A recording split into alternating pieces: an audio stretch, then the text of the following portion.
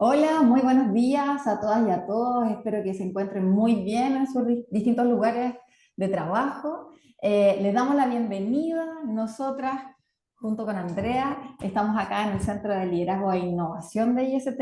Mi nombre es Marcia Tovar, soy gerenta de gestión del compromiso. Y estamos aquí hoy porque nos convoca un gran tema, muchas inquietudes y, por cierto, ir teniendo estas conversaciones que son relevantes para nuestras organizaciones. ¿Con quién estamos? Con nuestros socios, con nuestros amigos, con nuestros partners, Fundación Tacal, con quienes llevamos muchos años teniendo conversaciones poderosas respecto de la inclusión laboral. Y en ese sentido, este ciclo de charlas surge por la necesidad, ¿sí?, de seguir conversando, por supuesto, pero también por esta actualización del decreto 64 que viene a regular, a modificar, ¿sí?, algunos elementos que son importantes de esta ley.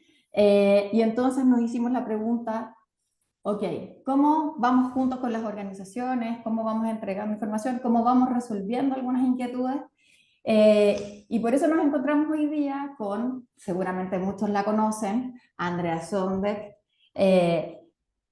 Andrea es terapeuta ocupacional, magíster en integración de personas con discapacidad, por supuesto reconocida por distintas organizaciones importantes, 100 Mujeres Líderes del Mercurio, Scotiabank, eh, y también, por supuesto, como IST, Por la hemos la casa. reconocido por nuestra casa, por todo el trabajo que ha venido durante muchos, muchos años como fundadora, ¿sí?, de Tacal, y líder relevante en el mundo de la inclusión, ¿sí? ¿Por qué traemos este tema a más de 5 años de la creación de la ley? Sabiendo que ha tenido un impacto que ha cuatriplicado el número de personas que se encuentran, de inclusión laboral, que se encuentran trabajando en organizaciones. Sin embargo, tenemos el gran desafío de seguir incorporando organizaciones a estos espacios que nos permitan sumar, ¿sí?, personas con discapacidad y que nos permitan seguir trabajando por organizaciones más saludables, seguras y sostenibles. Y en ese sentido, entonces, hoy día comenzamos, damos el puntapié inicial de este ciclo de charlas con Andrea, haciéndonos una gran pregunta, Andrea, que es sensibilización transversal, ¿mito o realidad? Por ahí partimos. Así es. Bueno, muchas gracias, Marcia, por esta presentación. Feliz de estar aquí con nuestros socios de tantos, tantos años. Fundación Tacal y el IST han trabajado juntos por mucho tiempo y cuando se modifica, ¿no es cierto?, el decreto 64, nos juntamos con el IST y dijimos, ¿cómo podemos transmitir todos los cambios para que las empresas afiliadas al IST y las que no están afiliadas al IST, porque esta convocatoria fue absolutamente abierta, pudiesen informarse? No, yo no digo de primera mano porque nosotros no somos el Estado, pero sí venimos trabajando hace más de 38 años. Así que primero agradecerles la presentación, segundo presentarles a Carla Sagredo, que está ahí en el público. Saluda, Carlita. La Carlita nos va a hacer las preguntas, ¿no? Esto no es una charla, sino que es interactivo. La idea es que aprendamos a través de la participación, así que si no hay participación espontánea, la Carla va a ocupar el dedito, la dedocracia, ¿no es cierto? Y va a decir, a ver, Marcela Rojas, ¿por qué no nos respondes tal cosa? Entonces, vamos a partir ya con la presentación y por favor, cualquier pregunta la hacen vía chat, no hay ningún problema, ¿no? Apaguen los micrófonos para que no tengamos la interferencia. Quiero presentarles la ruta de la inclusión. Hemos acuñado este concepto porque incluir a una persona con discapacidad o hablar de inclusión en general no es un momento, sino que es una ruta, ¿no? Y esta ruta es la que permite ir avanzando progresivamente y cuando vamos cumpliendo ciertas etapas, nos vamos dando cuenta que hay etapas nuevas que nacen. Así que vamos a la próxima, por favor. Quiero contarles que somos probablemente la institución con mayor experiencia en Latinoamérica. Tenemos 38 años de vida. Nosotros partimos como Fundación Tacal, antes de que hubiese ley, por supuesto, tenemos 38 años de vida, y evidentemente hemos ido aprendiendo una enormidad. Nuestros mejores profesores siempre han sido las propias personas con discapacidad. ¿Quién es Fundación Tacal? Fundación Tacal es una fundación de derecho privado que hoy día tiene el lujo de comentar que tenemos más de 2.700 personas incluidas laboralmente en el país. Probablemente somos la institución con mejores resultados o con mayores resultados en toda América. Estamos súper orgullosos de eso, pero sobre todo estamos felices por esas personas y sus familias que han logrado incluirse, no solamente incorporarse a una empresa, sino que incluirse y participar, ¿no? Estas personas que nosotros decimos tienen ya contrato de tipo indefinido, por lo tanto son trabajos formales donde de verdad la persona ha logrado incorporarse al mercado laboral regular. Nos distinguimos porque trabajamos con mucho profesionalismo y compromiso. Somos más de 47 personas las que trabajamos en Fundación Tacal. Es una tremenda institución y los últimos 3 años ya hemos logrado trabajar con 500 empresas más o menos, que ya son aliados nuestros, y por supuesto siempre nosotros compartimos absolutamente todas las novedades con quien forma parte de las empresas por la ruta de la inclusión, y por supuesto los invitamos a sumarse a este proceso, ¿no? Cada vez que hay una novedad, por supuesto que están inmediatamente informados, pero también todas las formaciones, todas las necesidades y orientaciones están para las empresas que son miembros de las empresas por la ruta de la inclusión. La próxima, por favor. La próxima. Sí. Con la flechita. Ahí está. Estas son unas pocas de las 500 empresas con las que hemos trabajado los últimos 3 años. Solamente decirles que querer es poder, y que cuando uno hace una buena experiencia en materia de inclusión, es muy fácil repetir esta instancia. El problema es cuando uno lo hace sin conocimiento y por lo tanto las experiencias no siempre son positivas. Nosotros estamos por la inclusión real, no avalamos la caridad, no avalamos la inclusión solamente para cumplir con la ley, sino que avalamos todo el proceso que significa incorporarse a un trabajo, pero ser parte del negocio de la empresa. Vamos a hacer un ciclo de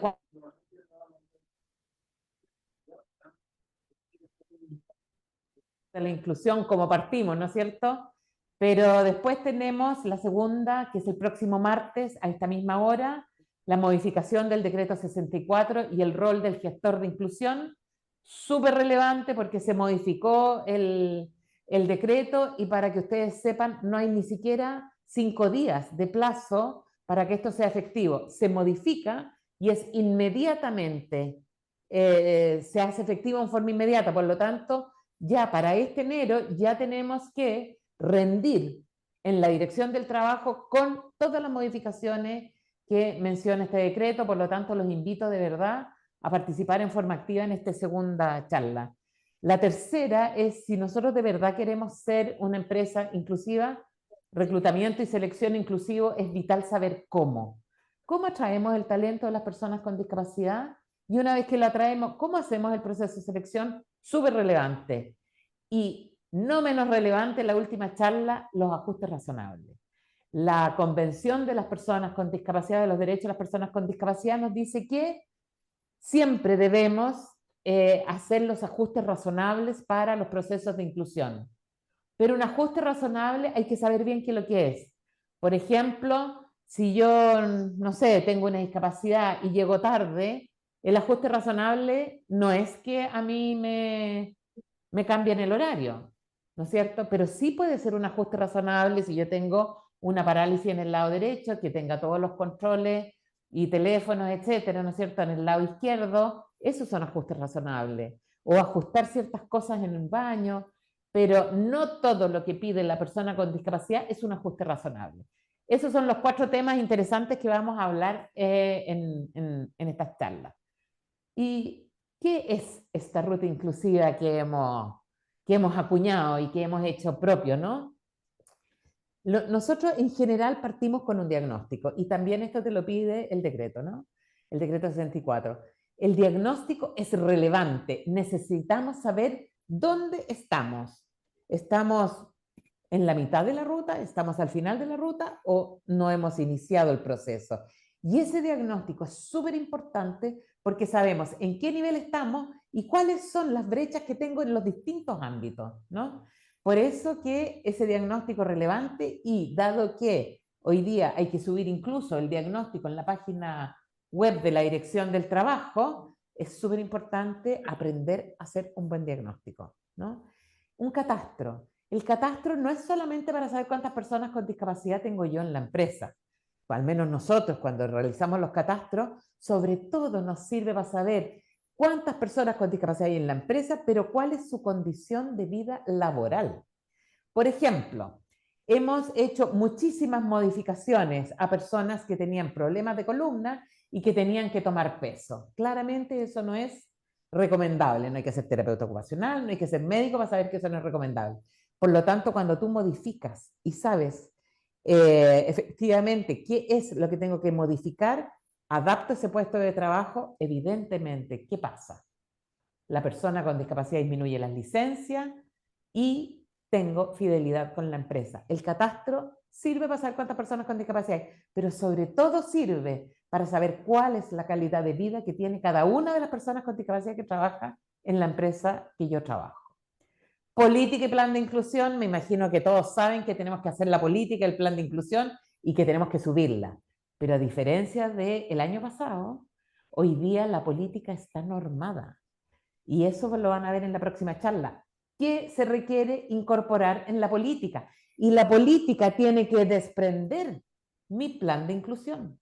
Yo además de hacer la política con todos los puntos que me exige el decreto, también tengo que hacer un plan de inclusión.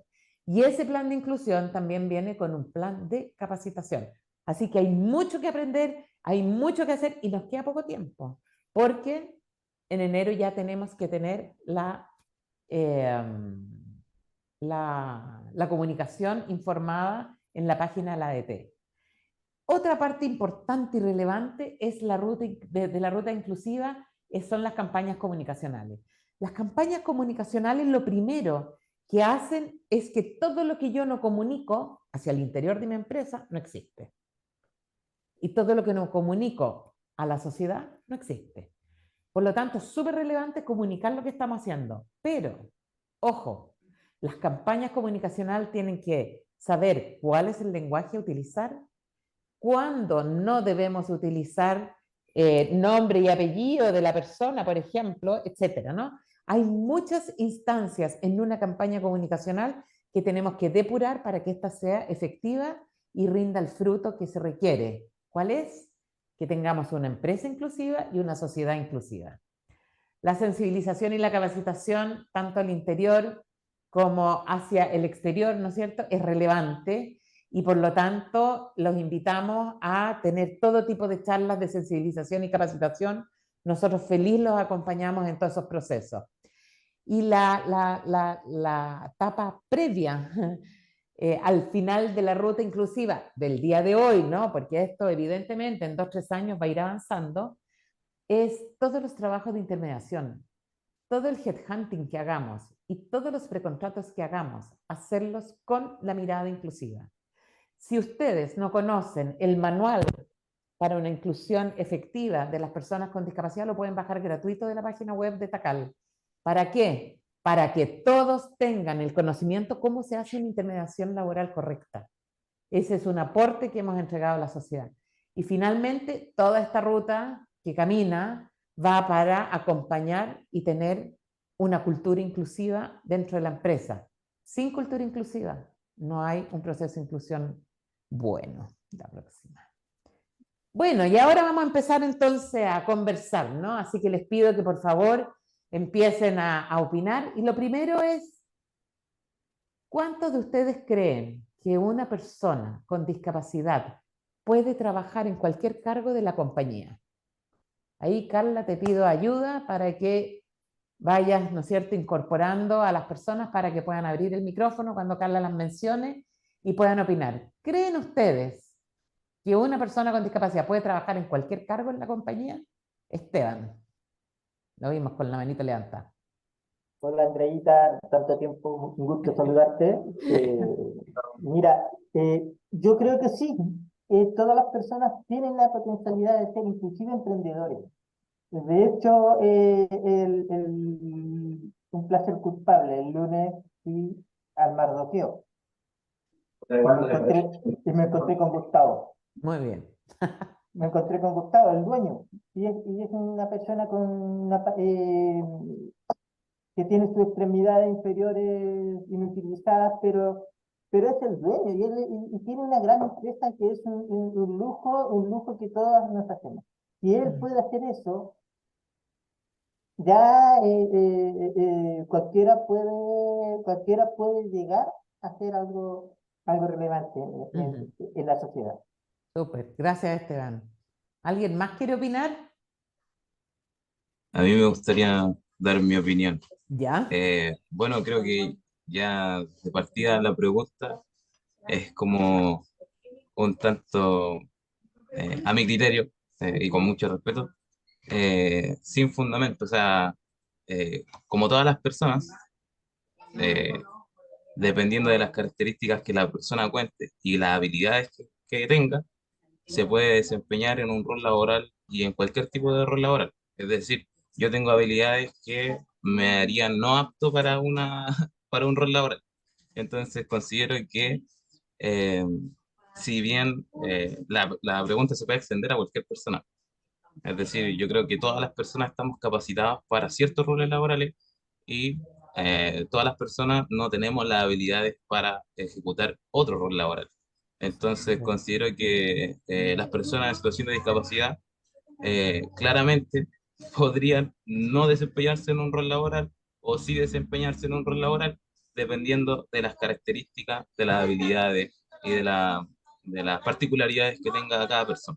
Súper, entonces, ¿qué es lo que tenemos que buscar en la persona, no es cierto? Queríamos llegar justamente a eso, así que maravilloso. ¿Qué tenemos que buscar? Las competencias. ¿Cómo hacemos el proceso de selección? Igual que con una persona sin discapacidad, lo hacemos por competencia. No toda persona tiene competencias para realizar todos los trabajos. Si tú me pones a mí a trabajar en mecánica, obviamente que el pobre dueño del auto se va a accidentar. Pero tengo mis competencias, ¿no? Y una de ellas es estar aquí y compartir con ustedes lo que yo he ido aprendiendo en la vida, ¿no es cierto? Entonces, tú tienes toda la razón, las competencias son adecuadas para ciertos tipos de trabajo y no todos tenemos las competencias.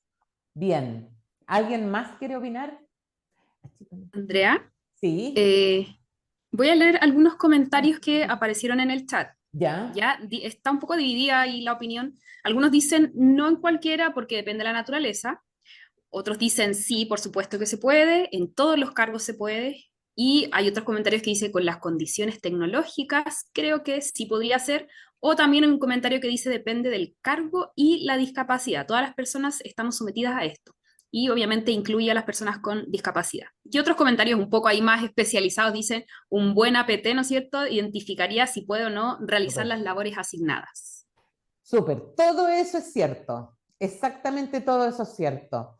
Lo que no podemos hacer es hacer inclusión por caridad, o es hacer una inclusión porque tengo que llenar un cupo porque si no tengo una multa o, no sé, me voy a tener que pagar, ¿no es cierto? Lo más importante aquí tiene que ver con buscar a la persona adecuada para el cargo adecuado y no, y aquí voy a ocupar una palabra un poco fea, no jugar con la persona, ¿no? Es súper importante que toda persona tenga el proceso correcto. Ese proceso correcto es análisis de las competencias que tiene, una evaluación del puesto de trabajo, análisis del puesto de trabajo para ver si efectivamente la persona cuenta o no cuenta con las competencias. Si cuenta, lo ingreso. Si no cuenta, buscaré a otra persona, ¿no? Vámonos. No sé, a ver, aquí Elizabeth dice algo, dependerá de la naturaleza de las funciones que desarrolla la empresa, porque es una excepción. No alcancé a ver. Hola. Hola. Por aquí mi nombre es Susana Pérez del Ministerio de Defensa. Hola, Susana. Hola, no tengo cámara, así que mil disculpas. No te preocupes.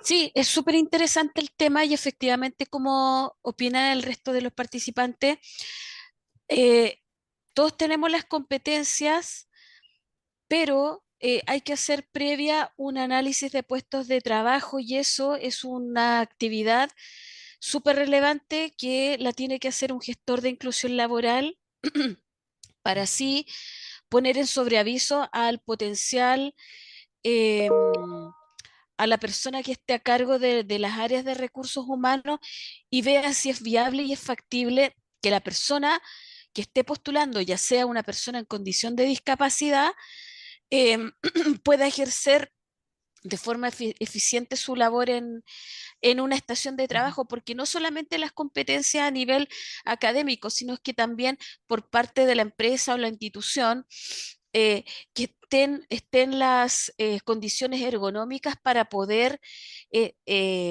incluir a esa persona dentro de la organización.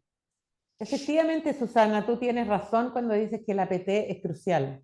Cada vez que nos hacemos un análisis del puesto de trabajo, de verdad nos cuesta mucho saber si la persona tiene o no tiene las competencias. Cuando yo tengo el análisis del puesto de trabajo, puedo evaluar al candidato para que se pueda incorporar a ese puesto de trabajo. Lo puede hacer el gestor si es que tiene las competencias para hacerlo, o lo puede hacer otro profesional que haya aprendido a hacer análisis del puesto de trabajo. En general, los terapeutas ocupacionales lo tenemos dentro de la formación académica, pero no solo los terapeutas ocupacionales lo pueden hacer. Hay muchos psicólogos que hacen APT espectacular y, como tú dices, Susana, gestores que hoy día tengan las competencias, seguro que es un tremendo aporte para la empresa o la compañía. Gracias. Sí, disculpa y agregar algo más, que es súper bueno el rol que está haciendo Chile Valora en cuanto a certificar esas competencias, porque existen muchos cursos de gestor de inclusión, pero creo que es necesario que ese cargo y ese rol esté certificado para que así también sea un real aporte a la organización. Eso. Sí, bueno, Gracias. nosotros como Fundación TACAL estamos viendo ahora un curso para profundizar lo que aprenden los gestores, porque nosotros tenemos más de 500 gestores ya egresados, tenemos quizás uno de los cursos más profundos, ¿no? Porque tiene 70 horas, pero estamos viendo cómo apoyar a los gestores, porque no todos los gestores tienen todas las competencias que requieren. Y nos han pedido mucho, ¿no? Así que vamos a ver si vía franquicia tributaria también podemos apoyar en estos temas que tú mencionas, Susana, para poder apoyar de verdad a los gestores y sobre todo a las empresas y a las compañías. Así que muchas gracias. Vamos a ver ahora un video. Gracias.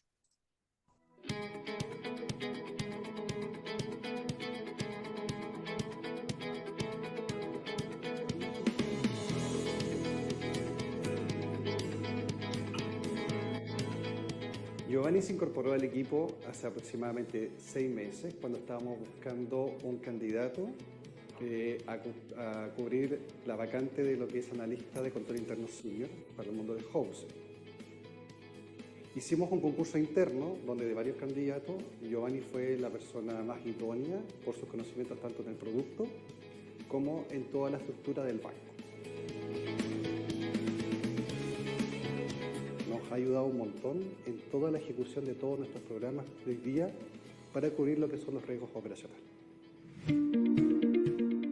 Soy Giovanni Yunisi y tengo discapacidad visual.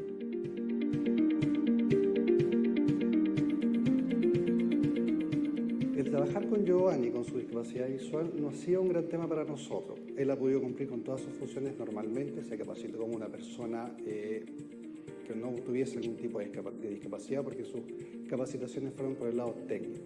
De las conversaciones con mis colegas, las recomendaciones que siempre les he dicho cuando busquen una persona, búsquenlas por sus competencias. Si la persona tiene algún tipo de discapacidad, eso es completamente superable y sin ninguna dificultad. A nosotros no nos trajo mayor problema y Giovanni ha podido cumplir con todos sus objetivos, con todas sus actividades como cualquier persona. Bueno, súper interesante el caso de Giovanni, porque Giovanni es una persona chilena que se fue a vivir a Estados Unidos a los 8 meses de edad, madre chilena, que se fue a vivir allá.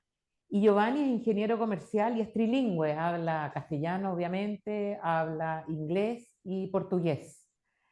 Y cuando llegó a Chile, estuvo muchos años tratando de buscar empleo, nadie le daba, y la vida nos juntó, ¿no? Nos topamos en un minuto y nosotros colocamos a Giovanni en una empresa que estuvo alrededor de 2 años y después él renunció porque quiso ser autónomo, ¿no? Y nadie contrató sus servicios. ¿Por qué? Porque Giovanni es una persona ciega, es súper competente Giovanni. Sin embargo, como al año me dijo, sabéis que ya no tengo recursos, necesito volver a emplearme. Y una empresa, una organización paralela a la nuestra, le ofreció el cargo de call center, ¿no? Porque en Chile existe el prejuicio de que si eres ciego tienes que trabajar en un call center, ¿no? Y me preguntó qué opinaba yo, y yo le dije sobre mi cadáver. O sea, un ingeniero comercial trilingüe tiene muchas más competencias que para estar en el cargo de operador de call center. Y no es que uno lo mire menos, sino que tiene que ver con las competencias. Él se iba a aburrir. Así que bueno, iniciamos un proceso de búsqueda de cargo. Giovanni entró a Scotiabank. Y después de 2 años, como contaba ahí la jefatura actual, él fue ascendido, ¿no? Porque postuló, fueron 28 candidatos internos del banco y el que calificó fue Giovanni. Así que es un tremendo caso de profesionalismo, de competencia, de capacidad. Y como nos decía la Susana, ¿no es cierto? Con un muy buen APT, vimos que tenía todas las competencias para poder incorporarse al mundo laboral. El banco feliz, Giovanni más que feliz, se casó, tiene una niña, así que tiene una vida absolutamente igual que la mía o la de cualquiera. Próxima. Bueno, hemos hablado de discapacidad. ¿Cómo definen ustedes la discapacidad? ¿Qué es una discapacidad? Y aquí aventúrense, da lo mismo equivocarse, porque si no, no aprendemos. Aventúrense. Atrévanse. ¿Quién se atreve? Al menos para mí la discapacidad más que en la persona va en las barreras y en el entorno. Muy bien, Patricia. Bien. ¿Alguien más? Sí, por acá, bueno, no tengo, como les digo, cámara. Por mi trabajo, por el trabajo que estamos haciendo con mi colega Esteban, que también está aquí compartiendo La charla. presente en este webinar, nosotros hemos aprendido bastante desde el enfoque de derecho y bueno, la discapacidad en ese contexto se entiende como una condición que limita la participación plena y efectiva, ¿no es cierto?, de una persona en condición de discapacidad en la sociedad. Y esto debido a las barreras que la misma sociedad pone, ¿cierto?, ya sean barreras actitudinales, existen las barreras de tipo estructural también. eh, y bajo ese enfoque se busca también garantizar la igualdad y las oportunidades y la no discriminación, que eso es súper importante hacia las personas con discapacidad. Ok, pero estamos Eh, hablando del concepto, no sí. no del enfoque en derecho, ni, ¿no es Ujú, cierto? Eso es posterior. sí. ¿Cuándo tengo yo una discapacidad? Ignacia. Hola, hola, buenas tardes, buenos días todavía, me Ujú. adelanté. Bueno, yo creo que es netamente la relación entre eh, la condición de salud, la patología que uno pueda tener y el entorno. Súper. Cómo se relaciona con el entorno, cuáles son las barreras que tenemos con el entorno, de ahí surge la discapacidad y ahí se ve en qué nivel estamos. Súper. Gracias. ¿Claudio? Claudio Rodríguez, ¿tienes la manito levantada? Hola, mira, primero que nada, Concuerdo con lo que dicen, que la discapacidad, cómo se afecta el ambiente, pero también hay discapacidades que, independiente del ambiente, están presentes siempre. Por ejemplo, una persona muy cercana a mí, ella vive con un daño cerebroso y le hace que tenga un vértigo las 24 horas del día. Entonces, independiente del ambiente, hay discapacidades que se manifiestan y están ahí. Entonces, no siempre la discapacidad depende del ambiente o que coloquemos las salvaguardias para que no se manifieste. Muchas discapacidades están presentes independiente del ambiente. Ok, muchas gracias, Claudio. También vi en el chat que había una persona que decía Sí. que eran capacidades distintas. Vamos a definir lo que es discapacidad, lo que la Organización Mundial de la Salud considera que es discapacidad, por lo tanto esto no es una definición mía, sino que es lo que hoy día se considera una discapacidad que es muy distinta a lo que se consideraba antes, ¿no? La condición de salud no es discapacidad. Si yo me amputo el brazo derecho, no tengo necesariamente una discapacidad. Ponme la primera, eso es una deficiencia. No, pásamelo. ¿Te acuerdas que te dije? Pasa todo eso. La otra. Otra. Ahí. Eso es una deficiencia. No. Esa es una deficiencia. La deficiencia puede ser de cualquier tipo, ¿no?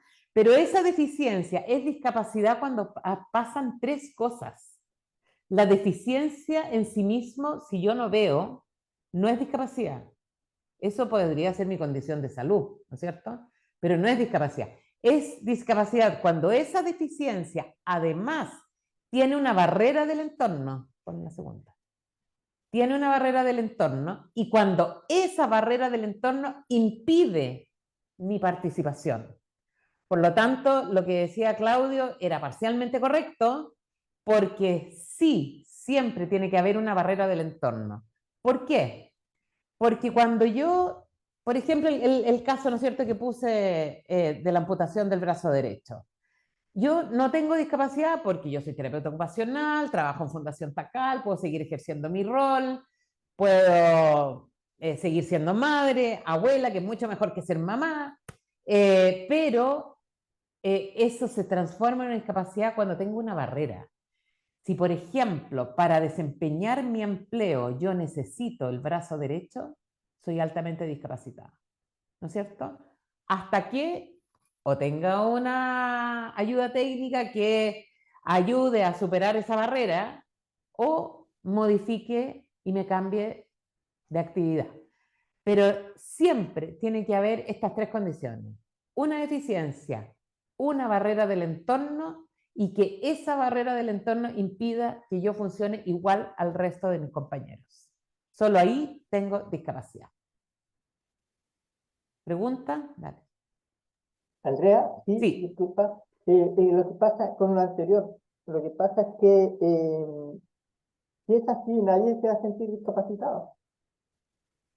Nadie se va a sentir discapacitado porque o sea, porque somos personas muy orgullosas y minimizamos muchas veces lo que padecemos.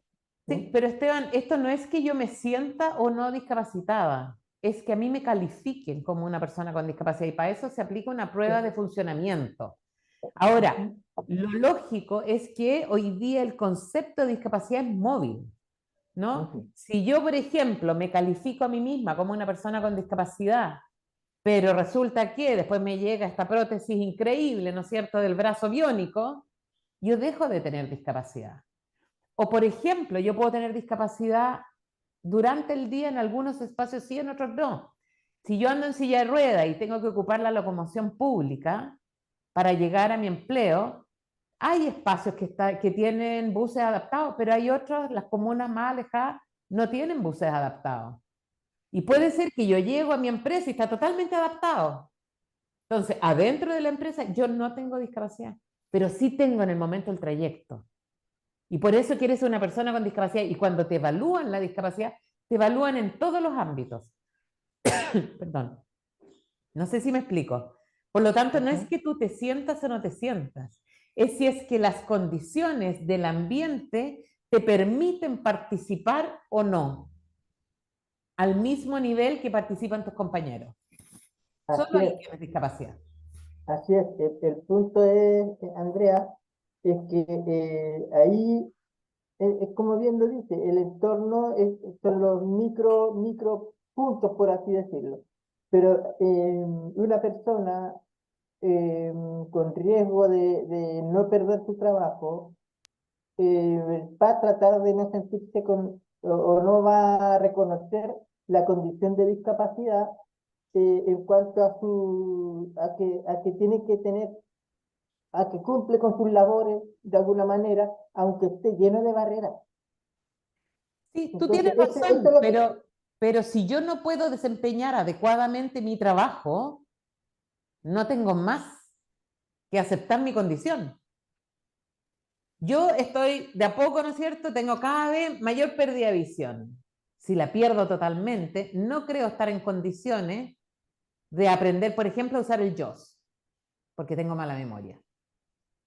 Entonces quedaría con una discapacidad visual importante. Hasta que quizás me pueda comprar esos lentes increíbles que se generaron, ¿no es cierto? Que te hablan y te dicen todo lo que está alrededor. Entonces, claro, hay muchas cosas que influyen, pero lo más relevante, Esteban, para saber si una persona tiene o no tiene discapacidad, es si en los distintos espacios donde tiene que participar, tiene pérdida de funcionalidad o no. Eso es todo. ¿Sí? Gracias. Bueno, marco legislativo, ¿no es cierto? Hoy día, a diferencia de antiguamente teníamos que no había ninguna ley, hoy día tenemos estas dos grandes leyes, la 21.015 y la 21.275, que efectivamente han cambiado la realidad para las personas con discapacidad en Chile. ¿Que se pueden mejorar las leyes? Por supuesto que sí, pero que tenemos instrumentos para trabajar por la inclusión laboral como nunca antes lo habíamos tenido, también es cierto. La realidad cambió.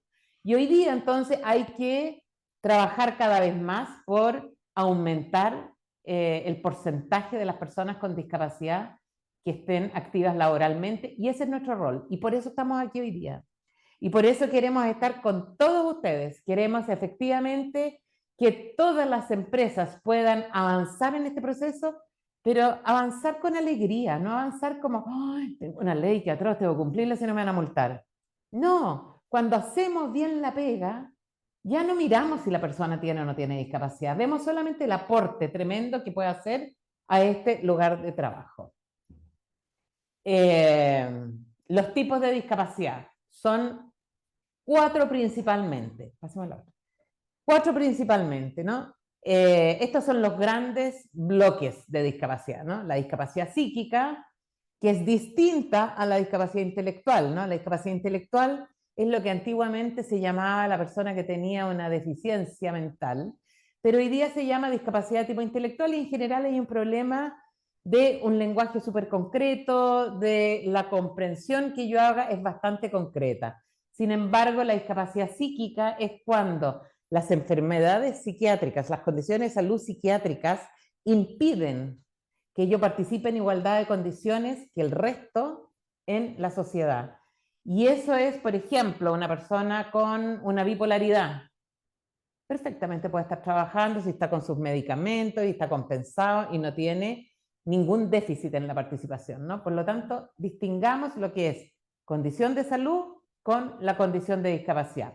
La discapacidad motora física es la más conocida, sin embargo, hoy día se suma a la condición de discapacidad motora física las personas que tienen que dializarse, por ejemplo, ¿no? Las personas que tienen problemas renales y que requieren de diálisis, hoy día se incorpora aquí a la discapacidad motora física.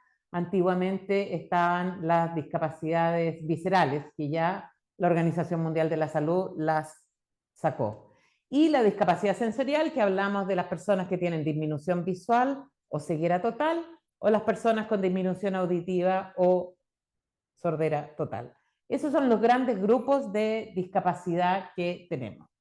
Pero, ¿por qué creen ustedes que cuesta tanto incluir a las personas con discapacidad? Que tienen que tener, que tienen que venir leyes que nos obliguen a incorporar personas con discapacidad. ¿Cuál creen ustedes que es la mayor barrera para la inclusión? Bueno, a mi modo de ver, Susana Pérez por acá, a mi modo de ver, Andrea, yo creo que lejos una de las mayores barreras es la cultura. La misma sociedad es un poco la que dispone y obstaculiza la inclusión de las personas con discapacidad en el ámbito no solamente laboral, sino que social en general. Ok, gracias. Eso. Paulina. Hola, Hola. mira, yo trabajo, entre otras cosas, veo o ayudo un poco en el área de selección de personal y me he dado cuenta que eh, en cargos de empresas generalmente a las personas que van a postular a un aviso que se entrega, muchas veces se le pide experiencia, igual que a una persona sin discapacidad. Y por lo que sé, hay una brecha muy grande para las personas con discapacidad dentro de lo que es la educación. Sí, yo te Y voy que, a contar, Patricia, que para las personas con discapacidad, 1 de cada 2 termina octavo básico. 1 de claro, o cada sea, yo 10 termina la sé media. que, claro, yo sé Entonces que muchas personas es muy no difícil. pueden acceder a la educación media. Así Por lo es. tanto, menos van a poder entrar a la universidad y obtener un Exacto. título. Pero hay Y muchas la otras gran mayoría de las alternativas. Pero claro, ¿cuál es la sí hay mayor alternativas. barrera? ¿Cuál es la mayor barrera? Yo diría que la educación. La educación. ¿Macarena? Sí. No sé. Mi nombre es Elías. Sí, no, porque dice Estaré, Macarena, no sé tu sí, nombre. no, sí, pero me presento, delante no me presenté. Disculpen. Que estoy de otro computador. Bueno, principalmente yo creo que la mayor barrera eh, es el diseño universal, El diseño universal. como paradigma, me Ok. refiero. Es decir, todas las cosas que de un inicio nosotros fuimos estableciendo, no las pensamos desde el diseño universal Ok. y no incluimos a las minorías, que en este caso son las personas con discapacidad. Por lo tanto, el diseño universal se basa en los diferentes tipos de barreras de accesibilidad, que son las Ok. de comunicación, las de la infraestructura y todo, y etcétera. Todos Súper. los tipos de barreras de accesibilidad parten desde el diseño universal y en eso está involucrado la educación, por ejemplo, que en la escuela no es común, por ejemplo, ver una persona, una intérprete en lengua de señas, que se enseña el lenguaje braille, que dentro de la cultura no se extienda este conocimiento ni de este tipo de cosas. Por lo tanto, para mí, la mayor barrera de accesibilidad Ok. es el diseño universal y el cambio en Súper. ese paradigma, porque ya que todo está creado, ahora todo resulta más caro, más tiempo, Cierto. más esfuerzo, cambiar la infraestructura y las barreras de comunicación en Ok, general. muchas gracias. Esteban. Sí, Andrea, mira, voy a decir, quizás es muy visceral lo que voy a decir, pero tiene muchas veces que ver con la ignorancia y lo visceral, a ver, la ignorancia y la omisión. La ignorancia porque muchas veces no se sabe cómo tratar a una persona con discapacidad. Por ejemplo, si una persona ciega necesita caminar o desplazarse a algún lugar donde no conoce, por lo general a la persona ciega se les toma desde el codo hacia la mano Claro. para llevarlos, para guiarlos, cuando es al Ok. revés. Deben Súper. dejar que se tome del hombro para caminar, para sentirse más seguro. En cambio, la omisión también porque muchas veces hay una tranca o una forma hay una tranca, por así decirlo, disculpen la Ok. expresión, por el hecho de que le involucra más costo o le involucra otras cosas que son indeseables para la Sí. empresa. Y Ya. por otro lado, finalmente, Andrea, tiene que ver con la formación. Ok. Yo Vamos a yo apurar sería, el tranco porque nos queda poquito rato, Esteban. ¿Ya? Ok. después te lo digo. Súper. Ya. La mayor barrera, y aquí en los comentarios escritos siempre han dicho los prejuicios. Y los prejuicios tienen también que ver con lo que nos decía Esteban, ¿no es cierto? Que es, el prejuicio no es algo malo, es que yo prejuzgo por desconocimiento, ¿no es cierto? Ahí la falta de formación y todo. El prejuicio es lo que más nos ayuda a discriminar a las personas con discapacidad. Hay mucha gente que se dice que es muy inclusiva, pero cuando tú le dices, bueno, ¿y qué pasa si es que viene una persona, no sé, con discapacidad psíquica y es pololo de tu hijo, polola de tu hijo? ¿Qué te pasa? No, es que ahí ya no quiero. Entonces, el desconocimiento hace que yo prejuzgue y excluya, ¿no? Por lo tanto, es súper importante que sepamos la accesibilidad, como nos decía, ¿no es cierto?, los mitos, los prejuicios y la comunicación, creo que dice arriba, ¿no? La comunicación. Entonces, es súper importante saber que las grandes barreras que tenemos al momento de hacer selección es esta. Y les voy a contar una historia, real por supuesto. Hace algunos años, una forestal me pidió que los acompañara en un proceso de selección y había una persona que tenía la amputación de la falange distal del dedo medio, o sea, nada. Iba a ingresar para barrer los patios y los prevencionistas de riesgo no lo dejaron incorporar junto con el área de recursos humanos porque podía volver a accidentarse. Eso es un prejuicio, porque claramente no es lo que ocurre realmente, ¿no? Por lo tanto, avancemos, porfa, para ver cuáles son los mitos y los prejuicios más importantes y más frecuentes que se ven cuando nosotros vamos a las empresas, ¿no? Primero, tienen mucho temor de que las personas con discapacidad aumenten la tasa de accidentes en el trabajo y por lo tanto, después la mutual les cobre más. Eso no es efectivo. No hay registro de que las personas con discapacidad aumentan la tasa de accidentabilidad o que van a tener más licencias. Tampoco es efectivo. Si incluye una persona con discapacidad en mi empresa, me va a bajar la productividad, así que no lo puedo tener. ¿No es cierto? Y además, las personas con discapacidad requieren más asistencia. Todo esto son prejuicios, prejuicios de lo que yo me imagino que va a ocurrir cuando tengamos una incorporación de personas con discapacidad al trabajo. Vamos a ver este video. Muy amoroso, muy amable, muy cariñoso, muy atento con todo el mundo, siempre está preocupado de los demás. Ya lleva 4 años donde está trabajando, le gusta su trabajo. Sebastián es muy buen trabajador, muy puntual. Es participativo, es ordenado también y es súper proactivo. Hola, soy Sebastián.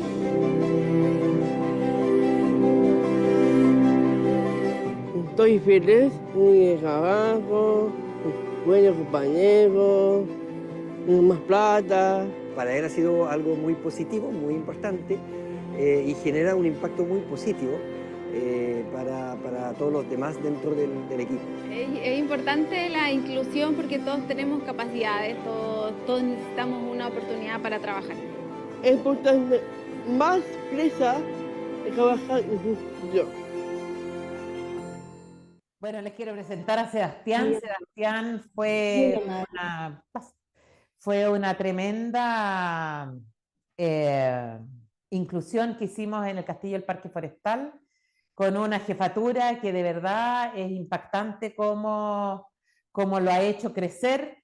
Sebastián se incorporó inicialmente solamente para armar las mesas y para ingresar a las personas a una mesa, y hoy día sirve, cobra, y como no habla tan bien, tiene una grabadora y le lleva la grabadora al chef, el chef le da las cosas, él le lleva a la mesa, cobra además con tarjeta de crédito, y la verdad es que ha sido un modelo de inclusión laboral donde la persona ha podido surgir y crecer, no solamente por sus competencias y por lo que él iba demostrando, sino que también por estar en un lugar donde tanto el gerente general como los compañeros de trabajo valoraron la diversidad para apoyarlo. Pásala. Quiero presentarles a Graciela. Graciela es una mujer que no tiene ni brazos ni piernas. Ella nació así, pues, secuela de talidomida. Graciela llegó a la fundación pidiendo, o sea, postulando al trabajo de recepcionista, y la verdad es que Graciela era mucho más que una recepcionista, así que también hacía todas las entrevistas iniciales para las personas con discapacidad que optaban a la fundación. Y claro, ella siempre tenía el problema de que se presentaba a los cargos y nadie le daba trabajo. Nadie ni siquiera preguntaba, ¿no? Y en una oportunidad, un gerente, un CEO de una financiera, me pidió que le capacitara y les cambiara la mirada a sus 27 gerentes de primera línea que tenían 1 hora y media para ello. Entonces dije, ¿qué hago en 1 hora y media? Bueno, le pedí a Graciela que me acompañara y le dije a una de las gerentes que por favor la entrevistara para un posible cargo en la financiera. Después le pedimos a Graciela que saliera y cuando le dije que volviera, le pregunté que cómo se había sentido en la entrevista. Y ella dijo, si podía ser honesta, se había sentido muy mal. Y se había sentido muy mal porque nadie le había preguntado si era profesional, ella era contadora auditora, nadie le había preguntado si necesitaba una ayuda técnica, ella es una mujer absolutamente autónoma, lo que ella no hace sola es cortar la carne. El resto, hasta la línea del ojo se la hace sola. Y lo único que tiene es ese muñón con el que está hablando, ¿no? Marcando el teléfono. Si quieres nos dan la próxima porque ahí ustedes pueden ver la caligrafía que tiene Graciela, ¿no? Bueno, me van a perdonar el lenguaje, ¿no? Pero cuando estaba ella contando esto que nadie le había preguntado nada, sino que habían dicho que se iba a un cargo de atención al cliente porque ella era tan amorosa. Mientras tanto el CEO me escribe un WhatsApp y me dice, Andrea, y perdón el lenguaje, nos cagaste. Y yo le respondí y le dije, perdón, pero eso fue lo que me pediste, que le cambiara la mirada a 27 gerentes y me diste 1 hora y media.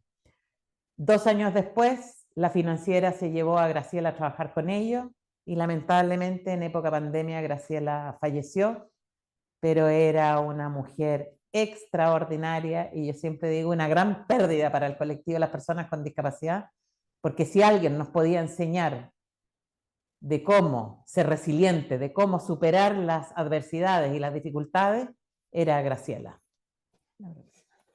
Y ahora estamos disponibles para las preguntas. Me encantaría si nos pueden hacer responder la encuesta de satisfacción.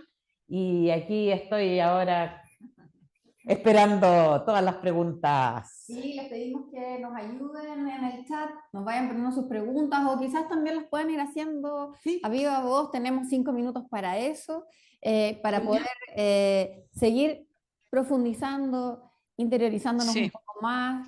Y ante este gran desafío que tenemos, Andrea, las inquietudes siempre aparecen. Mira, ahí está Felipe que dice, ¿cómo hacer un buen diagnóstico inicial? Felipe, te pido que vengas, que participes el próximo martes, que ahí te van a enseñar cómo se hace.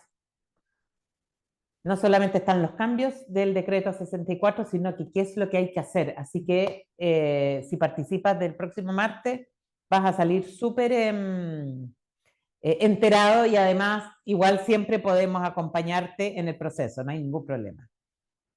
Súper. ¿Más preguntas? ¿Alguien quiere hacer alguna otra consulta, Andrea? Sí, yo quiero, Susana Pérez por acá, quiero hacer una pregunta. Bueno, nosotros somos del ámbito público y para efectos del reporte de cumplimiento nos tenemos que regir por el decreto 65. Yo tengo una duda al respecto, como todavía no se nos ha informado nada, no nos ha llegado ninguna circular por parte del Servicio Civil, quisiera saber si el decreto 65 también va a tener alguna modificación o el reporte se va a hacer como se ha hecho años anteriores. Si es que no ha tenido modificación el decreto 65, tienes que hacerlo como años anteriores. Eso por cómo funciona, ¿no? Pero tú que trabajas en el ministerio, quizás puedes hacer la consulta por transparencia incluso, ¿no? A la dirección del trabajo, perdón, en este caso no es la dirección del trabajo, sino que a Contraloría para preguntar cómo lo van a ver eso. Ya, buenísimo. Muchas gracias, Andrea.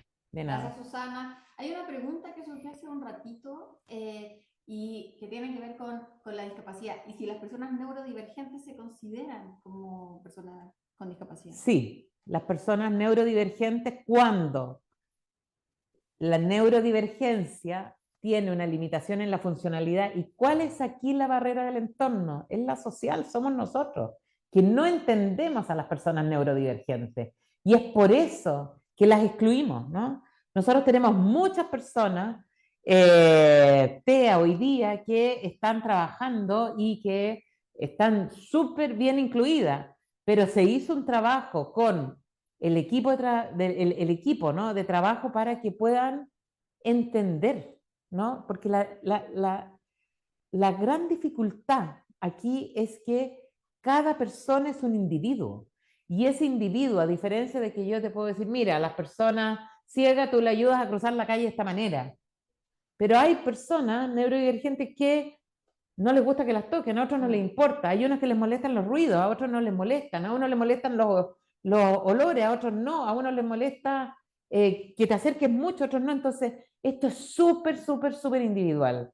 Y por eso que no es no podemos hacer una gran protocolización de la atención, pero sí lo que podemos decir es que cuando esa neurodivergencia te limita tu participación en igualdad de condiciones que el resto, hay discapacidad.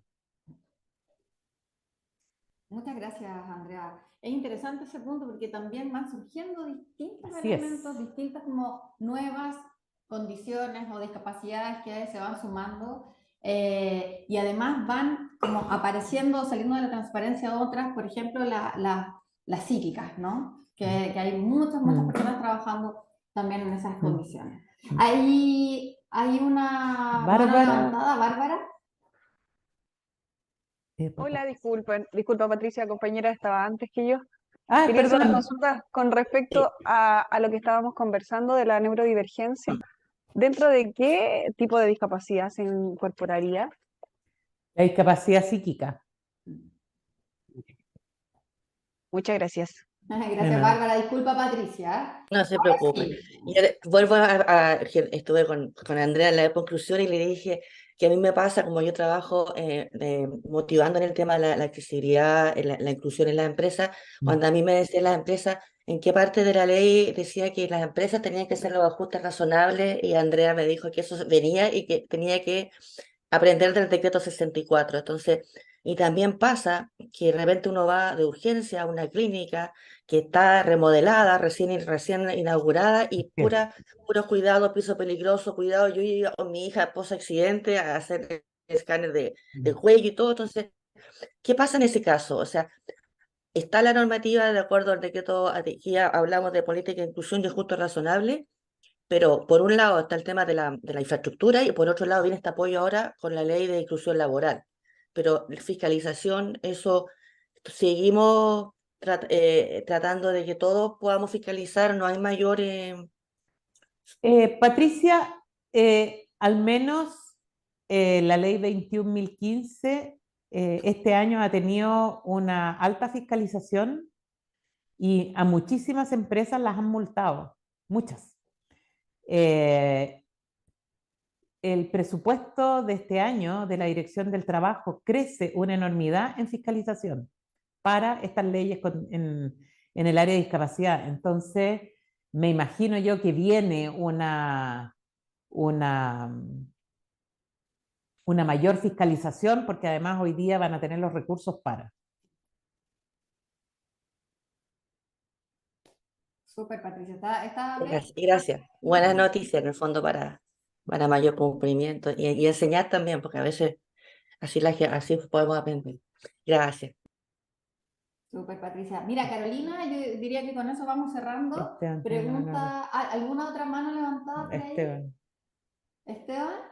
Sí, una pregunta a lo mejor queda para otra oportunidad también, hablar, ¿cómo poder enfocar el tema de la diversidad en discapacidad?